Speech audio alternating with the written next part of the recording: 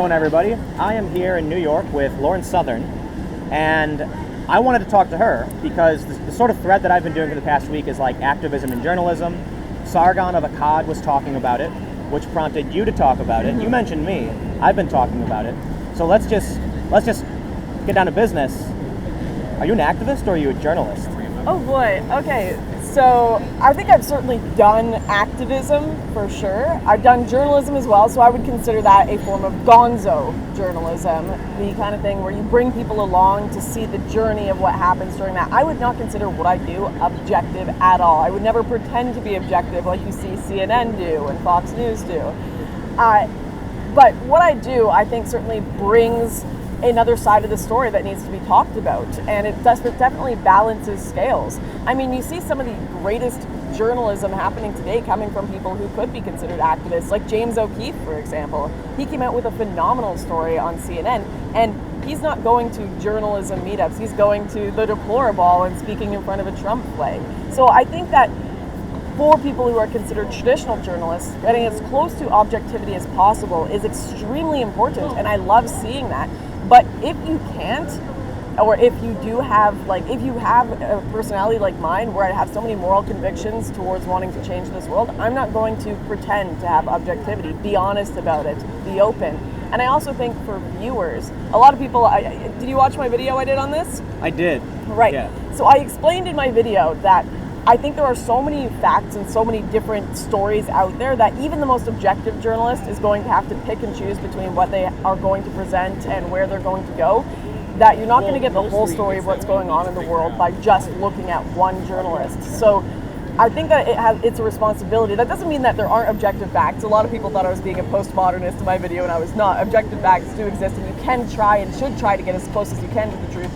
But everyone is going to still be at different parts at a protest. They're going to be seeing different things. So everyone has a responsibility to look at multiple different journalists and activists and gonzo journalists and all different sorts of people. That doesn't mean you shouldn't try, though, and that doesn't mean that there aren't such a thing as objective facts. All right, so now I'm going to be very direct with you. Yeah.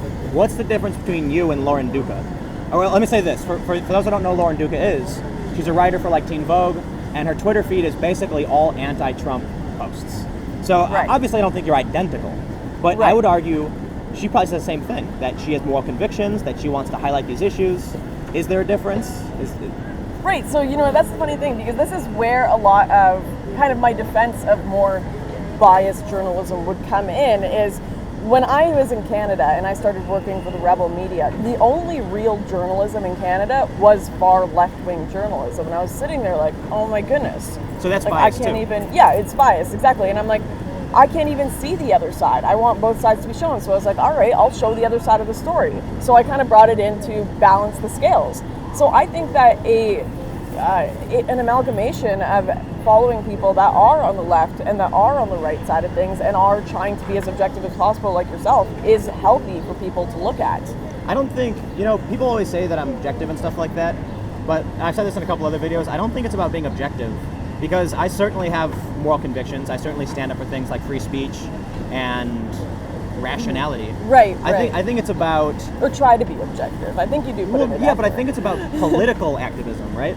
Right. I certainly have things that I'm active about and trying to change, like, free information, things like that.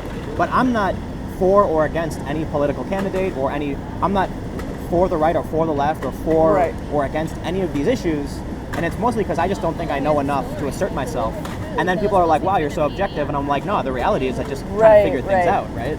Well, this is the thing. I think even people that, like Sargon, he gets me to sign petitions all the time. I'll see him doing free speech petitions and everything. Or when I'll watch your videos and you'll talk about your experience with Antifa, I'm like, Antifa, I've had that experience as well. So even people who most people think are objective, do have their own story, do have their own ideas about things, and that will slip in and sneak into the journalism you do.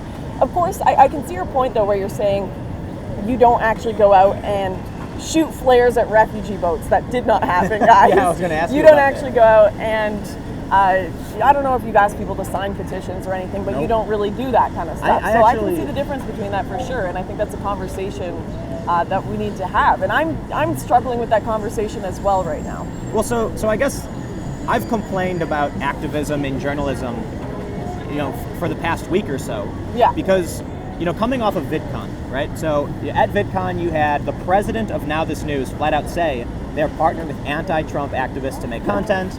And so that's what frustrates me. But at the same time, right, now I'm going to be critical of the right.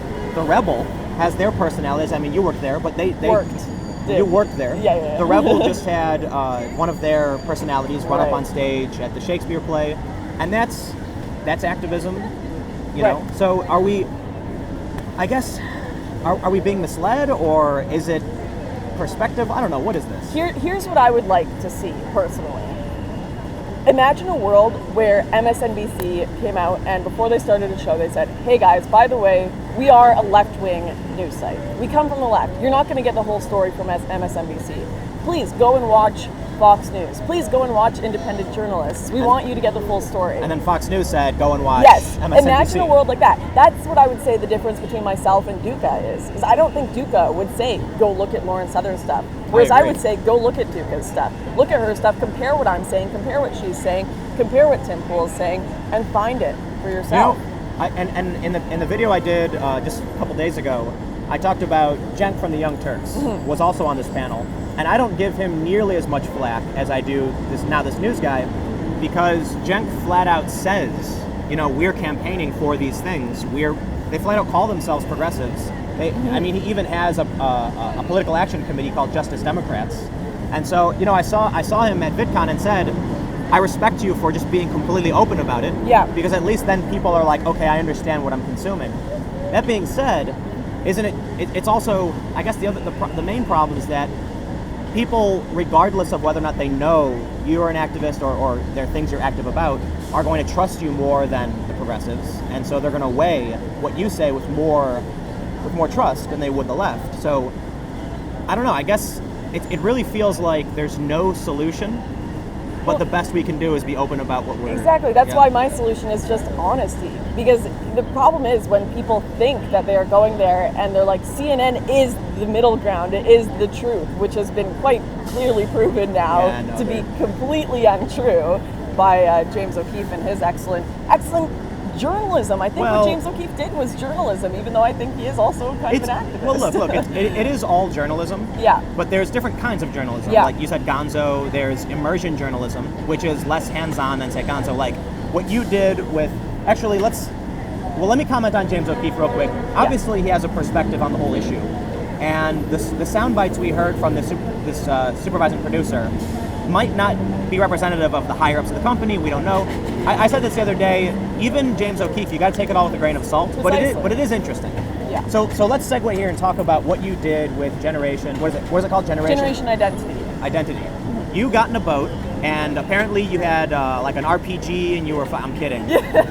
But no, we're hearing from people that you were firing flares off or something. What really happened? Okay, so what happened was I went to go do a kind of piece on Generation Identity while I was there. Some people may have seen it was more documentary style, and I wanted to be immersed, do some boxing with them, and then they planned a mission to go to Sicily to go protest the migrant boats and not actually the migrants, the NGO boats that have been illegally trafficking migrants. And these people are not refugees, they're not coming from refugee countries, they're coming from like Somalia and Sudan, and they're paying upwards of 3,000 euros to get on these illegal trafficking boats, then which go and find these NGOs, which take them the rest of the way.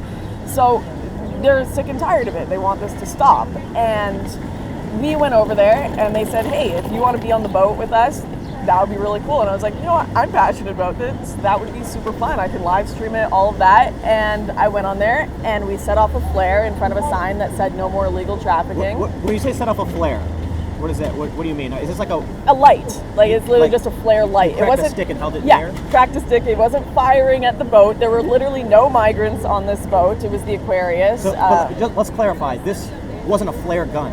No, it wasn't a flare gun. It was a stick. That was just like... Although people were reporting that it was a flare gun and I was drowning refugees, of course. But yeah, no, it was just a stick. It just lit up. We just needed to light up our flag because it was at nighttime, right? And that was it. It was just a small little protest against the boats. And this is also why I think that I got really annoyed because BuzzFeed compared what I did to what Jack Posobiec and Laura Loomer did. Whereas I see also, like, there's different types of journalism, there's certainly different types of activism. I see blocking white males from getting to a class at school that's different from Sargon asking me to sign a free speech petition. I see interrupting a play that is free to go on as different from protesting the illegal trafficking of human beings into a country that are causing crime and changing an entire culture of Europe. I see those as two very, very different things. So I think there's so much nuance to all of this, the journalism, the activism, that it's going to be on a case-by-case basis every single time. So and let's talk about this boat stuff. Yeah. So what it sounds like to me is that you simply got on this boat with them and documented what they were doing. I did. I also lit the flare and was doing the chants. Okay, so you really... So I did. I got involved, yes. Okay. And I understand people's criticism when they come out and say, Lauren, you probably shouldn't have been getting involved chanting. You probably shouldn't have been doing that. But then I thought to myself, and I'm like, people know that is my opinion anyway. People know I come from that opinion anyway. Like, what's the point of even hiding it?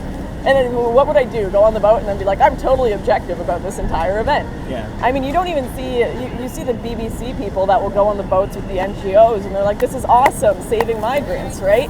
And for some reason, because the culture thinks that's okay, that looks like objective journalism to them. Whereas our culture is really against protesting migrant boats. So mine is like the worst activism you could have ever done. So where our culture is at also decides what is and isn't journalism as well. So let's talk. I guess now we'll go into the actual issue of the migrant boats. Right.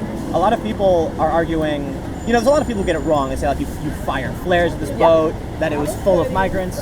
So first, I'll clarify, the boat had no migrants on it. No migrants. And you lit a flare and you didn't throw anything or anything No. like that. You're holding it. No. So other people who actually have the facts right still argue that if you were to stop these ships, they actually pick up people who are drowning. Right. So the whole argument with generation identity is that if the boats stop going out, these NGO boats, the boats that the human traffickers are taking out will stop coming. And that is the truth of the matter. If you stop sending out the NGO boats to come and help them, the human traffickers will stop coming because they know they won't have a pathway to Europe. If you tell them they aren't going to get to Italy, they're not going to get off the coast of Libya. So in the long run, they see the process of stopping these NGO boats as saving more people. And this is an argument that has been made in the EU, in EU government meetings as well. This isn't just something that is coming from me personally. We've also found, I've been speaking with Generation Identity since then, and I'm not sure if I can't get into the details of what they're going to do because they're actually in contact with the Coast Guard of both Libya and Italy right now to find a way that they can do their protests because they've got a big boat now. We've got a huge boat, 80,000 euros, even though PayPal shut down their account, and a team ready to go out and start doing more protests past this one. But they've got a plan now that will not harm any lives, I can assure people. It won't put anyone, it's completely different from the one we had before, and it is in workings with both of these Coast Guards, so it's not going to be an illegal act per se either, and it's going to help make the seas safer. I can't give you the details right now, but we will. I will do an interview with Generation Identity when they're ready to give up the details on that. The goal isn't to hurt people. That is not the goal. The goal is to stop illegal trafficking. That's what they want to get across. So let's clarify. So what you're saying is that the people on these boats who are coming across the Mediterranean, they're not war refugees? No, almost none of them, pretty much none of them, because to get onto these human trafficking boats, you have to pay upwards of 3,000 euros. Someone who is... But even the NGO boats? Well, no, the NGO boats are going out and grabbing these human trafficking boats and stopping them from drowning, yeah. So they're not... The NGO boats aren't going over there and picking up refugees. They're picking up these human trafficking boats that have piss-poor human traffickers that can't make it all the way to Europe. And the people on there are from Sudan, they're from Somalia, they're from Eritrea, they're from places that are not in active conflicts and under no UN law would be considered refugees. And the vast majority of them, we have this myth that we're saving women and children and babies. It's all fighting age men that are just coming for economic reasons. And they're quite open about that. The EU has admitted the vast majority of these people are coming are people that are economic migrants. So I just really wish that the mainstream media would dispel this myth that these are refugees, that these are women and children, and that these people are just not coming for economic reasons. The reality is they are. And there are people waiting 5 to 10 years with their families to illegally migrate to Europe, that have learned the languages, that want to integrate into the culture, that want to get jobs here, and they're being put behind these people that are illegally being trafficked in by these NGOs, and it's a really sad situation. All right, I think we've been able to clear, no. Yeah. We're just getting to that point. I think we've cleared up the whole boat situation, at least from your perspective. Yeah. So, in going back to the idea of activism and journalism, you have any final thoughts?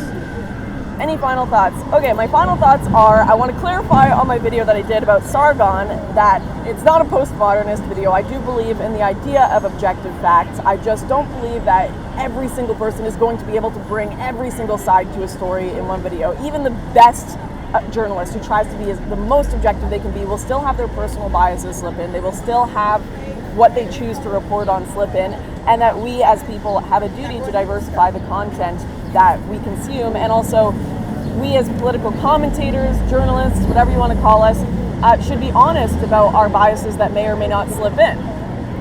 You know, I think it's all about honesty. Yes. I think you can be biased so long as you're honest, right? You know, if people who are progressive activists who are doing news just flat out say, hey, I think this is where I might have been wrong, then we're good. And the same thing for activists on the right. So, Lauren, thank you for sitting down and talking with me. For those that have sat through this 17-minute interview, thank you all so much for watching. Click the like button, comment below, and let me know what you think. This idea of activism and journalism it's pretty prominent right now, especially with what we saw at VidCon. So let me know what you think. Stay tuned to new videos every day at 4 p.m. And if you want to support the work that I do, make sure you go to patreon.com/TimCast. Give whatever you can, and I'll see you all tomorrow. Why are you hanging out with Nazis, Tim? Oh, God.